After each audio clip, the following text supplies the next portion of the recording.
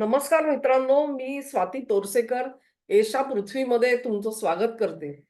अमेरिकेमध्ये निवडणुकांचे पडघम वाजायला लागलेले आहेत आणि त्यांच्या सामाजिक आणि राजकीय जीवनामध्ये अनेक उलाढाली ह्याच दिशेने होताना दिसतायत आणि त्याच्यामध्येच गाजणारा एक विषय आहे तो म्हणजे जेफ्रे एपस्टाईन यांचा. जेफ्रे एपस्टाईन या व्यक्तिमत्वाबद्दल आज अक्षरशः दुथडी भरून माहिती वाहते आहे आणि त्याबद्दल तुम्हाला कल्पना असेल अशी आशा करते. थोडक्यामध्ये सांगते, की ही जी हे जे व्यक्तिमत्व होतं एक आज वादग्रस्त झालेलं व्यक्तिमत्व आहे. यांच्या मालकीचं एक बेट होतं. त्या बेटावरती त्यांनी बऱ्याच सुखसोयी केलेल्या होत्या आणि संपूर्ण अमेरिकन जीवनामधले जी उच्च पदापर्यंत पोहोचलेली मंडळी आहेत. त्या सर्व मंडळींना जेफ्रे एपेस्टाईन यांनी आपल्या जाळ्यात ओढलेलं होतं. त्यांच्या बेटावरती येण्याची निमंत्रणं त्यांना असायची. ही जी सगळी उच्च विद्याभूषित असतील किंवा पदस्थ मंडळी, ही त्यांच्या बेटावरती जात होती. त्यांच्या पर्यटनाचा आस्वाद घेत होती. परंतु तिथे गेल्यानंतर मात्र जेफ्रे एपस्टाईन यांच्यातर्फे त्या बेटावरती ज्याला आपण म्हणू की टीनेज गर्ल्स म्हणजे अ, अतिशय लहान मुली 18 वर्षापेक्षाही लहान असलेल्या मुली ह्या तिथे नोकरीला नेमल्या गेलेल्या होत्या आणि त्यांच्याकडून मग अनेक प्रकारचे काय मालिश म्हणा किंवा इतर अनेक त्याच्यामध्ये अतिशय वाईट कनोटेशन्स पण तुम्हाला वाचायला मिळाली असतील आणि त्याचे व्हिडिओज बनवले गेले ह्या सर्व मान्यवरांचे आणि हे व्हिडिओ दाखवून त्या सर्वांवरती एक जरब बसवण्यात आली, वचक बसवण्यात आला, की कुठल्याही प्रकारे ह्या मंडळींनी जर का कधी काही काढायचा म्हटला, तर तो व्हिडिओ हा एक कळीची आपण म्हणतो ना, तसा मुद्दा बनलेला होता, की "बघ जास्त बोलू नकोस, नाहीतर हे सगळं प्रकाशित करतो." अशा पद्धतीने जेव्हा त्यांना ब्लॅकमेल करण्यासाठी म्हणूनच जणू काही हे सगळं मटेरियल तयार केलं गेलेलं होतं, असं म्हटलं जातं. आता ह्या जर का उद्योग हा इतके काही काळ मला वाटते आता जवळ-जवळ 1000 पानी डॉक्युमेंट जे आहेत ते एका कोर्टामध्ये सबमिट झालेली आहेत आणि त्याच्यामध्ये अनेक नावं आलेली आहेत. त्याच्यामध्ये बिल क्लिंटन यांचं सुद्धा नाव आपल्याला दिसून येतं. अर्थात बिल क्लिंटन आणि सेक्स स्कॅन्डल्स यांचा गहिरा संबंध आहे आपल्या सगळ्यांना माहिती आहे. त्यामुळे मला त्या नावाबद्दल कधी नाविन्य वाटलं नाही. परंतु अशा प्रकारे वेगवेगळे कोणी जजेस असतील, कोणी आर्मी ऑफिसर्स असतील, कोणी अन्य पदावरती काम करणाऱ्या व्यक्ती असतील, स्त्रिया असतील, पुरुष असतील, त्या सर्वांसाठी ही मौज-मजा करण्यासाठी जेफ्री एपेस्टाईन यांनी एक स्वतंत्र यंत्रणा तिथे उभी केलेली आपल्याला दिसते. आणि मग त्यांनी हे जे व्हिडिओ रेकॉर्ड केले, त्याचा रेकॉर्ड्स त्यांनी स्वतःकडे ठेवलेले होते. हे सगळे उद्योग जेव्हा जेफ्री एपस्टाईन करत होते, तेव्हा त्यांना ह्या ज्या अंडर एज मुली ज्या आहेत, त्या त्या तिथपर्यंत पोहचत कशा होत्या, हा प्रश्न आपल्याला पडतो. मित्रांनो, तुम्हाला खरं सांगते, की मी ज्यावेळेला अमेरिकेमध्ये गेले, अ, 98च्या शेवटाला साधारण गेलेले होते. त्यावेळेला माझ्या मनामध्ये एकच कुतूहल होतं, की कायद्याने चालणारं राष्ट्र कसं असावं? हे जर का बघायचं असेल तर मला अमेरिकेत जायला पाहिजे असं माझ्या मनामध्ये होतं आणि मी ते कायद्याचं राज्य कसं चालतं हे बघण्यासाठी तिथे गेले होते आणि खरोखरच एक सामान्य व्यक्ती म्हणून बघितलं मी त्यावेळेला जे अतिशय सामान्य नागरिक अमेरिकेचे असतील, ते कसे कसोशीने कायदा पाळण्याचा प्रयत्न करतात ते दिसून आलं. तिथला जो पोलीस आहे, तो पोलीस सुद्धा अतिशय नम्रपणे, सोज्वळपणे वागणारी अधिकारी व्यक्ती. कुठेही अधिकारशाहीनी बोलणं नाही, तुम्हाला दटावणं नाही किंवा केवळ नुसत्या धाक-दपटशावरती तुमच्याकडून काहीतरी खोटं नाटक करून घेण्याचा प्रयत्न नाही. अशा पद्धतीने जवळ-जवळ 95-99% यंत्रणा ही तिथे अशा पद्धतीने काम करत होती आणि खरोखरच कायद्याचं राज्य बघायला मिळालं ह्याचा एक आनंद होता. ह्याच सगळ्या काळामध्ये मोनिका ल्युइन्स्की प्रकरण झालेलं होतं मित्रांनो आणि मोनिका ल्युइन्स्कीला तिकडच्याच एफ-बी-आयनी कसं गोत्यात आणलं आणि तिला कुठलाही रेकॉर्ड न ठेवता तिला 2 ते 3 दिवस कसं कोंडून ठेवलेलं होतं आणि तिच्याकडून जबानी घेण्यात आली. ह्याही सगळ्या गोष्टी होत होत्या. परंतु मोनिका ल्युइन्स्की प्रकरण मी म्हणेन की अत्यंत राष्ट्राध्यक्षाशी संबंधित असलेली एक केस होती. अशा अनेक केसेस कदाचित होत असतील तिथे, परंतु सर्वसामान्यांच्या अनुभवामध्ये ह्या गोष्टी घडत नव्हत्या आणि म्हणून ते कायद्याचं राज्य होतं. बऱ्याच मोठ्या प्रमाणामध्ये अमेरिकेमध्ये कायदा पाळला जात होता. परंतु आज जेव्हा जेफ्री एपिस्टाईन हे प्रकरण बाहेर येतंय आणि ही सगळी मंडळी आणि ह्यांची नावं घेतली जातायत, तेव्हा सुद्धा याचा अर्थ अल्पवयीन मुलींना अशा प्रकारे तिथपर्यंत नेणं आणि त्यांना त्या कामाचा मोबदला दिला जाणं, ह्याच्या विरोधामध्ये अमेरिकेमध्ये अत्यंत कडक कायदे आहेत. मग ते का पाळले गेले नव्हते हा प्रश्न आज आपल्या मनामध्ये निश्चित येतो.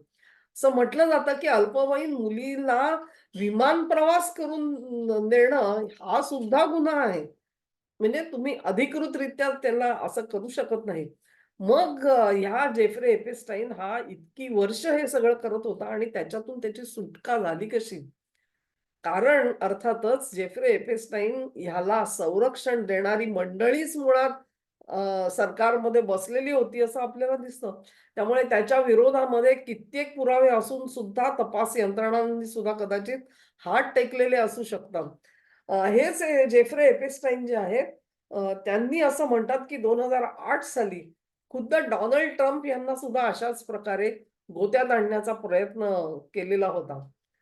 ट्रम्प असं म्हणतात, की त्याच्यामध्ये फसले नाहीत. त्यांना एपेस्टाईनचा जो अ, रोग आहे आणि त्याचा मतलब आहे त्याची कल्पना आली आणि त्यानंतर त्यांनी त्याच्यापासून अंतर ठेवलं.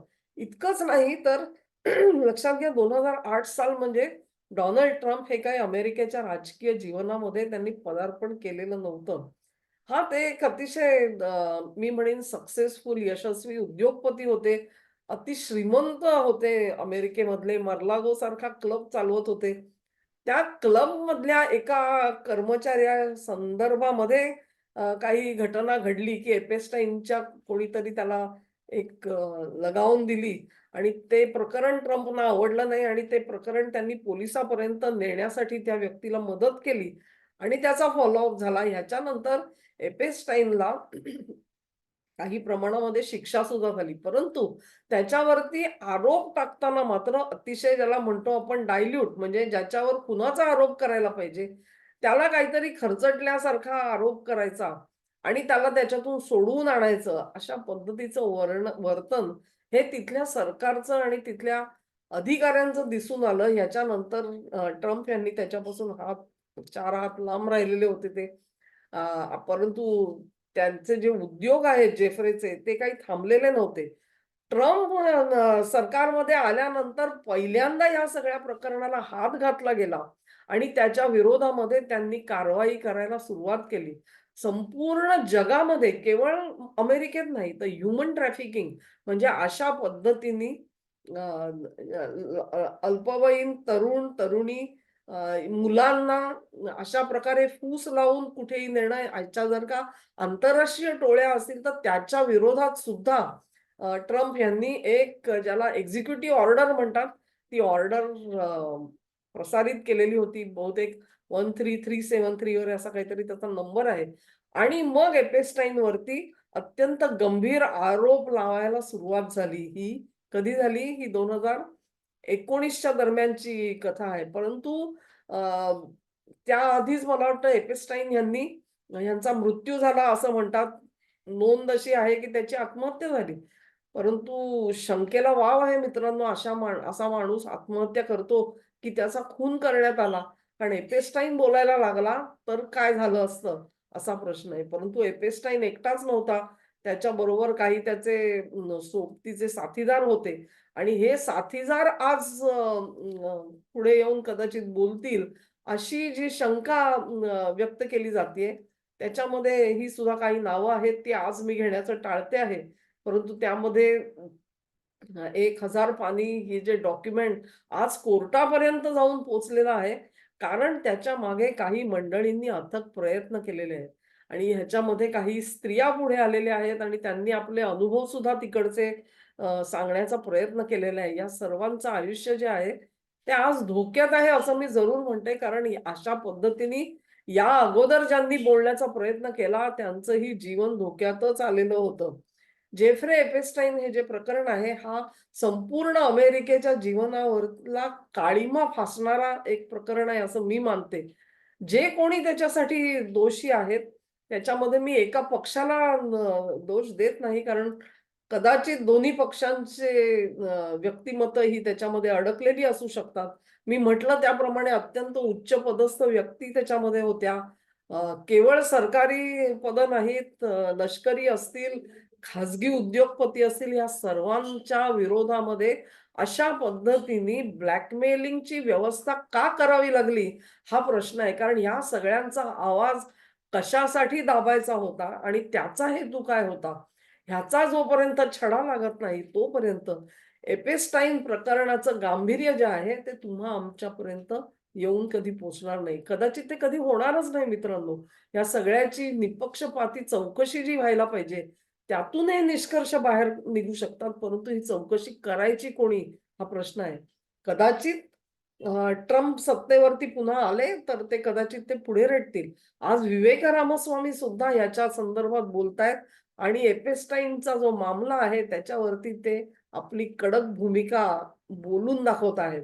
तेव्हा कुठे ना कुठेतरी ज्या पद्धतीने एपेस्टाईनला पुढे करून एक कुठची तरी यंत्रणा या सगळ्यांना ब्लॅकमेल करायला बघत होती, त्याच्या विरोधामध्ये कार्यरत असणारी दुसरी यंत्रणा अमेरिकेमध्ये कार्यरत आहे आणि ती आपलं काम करू बघते आहे.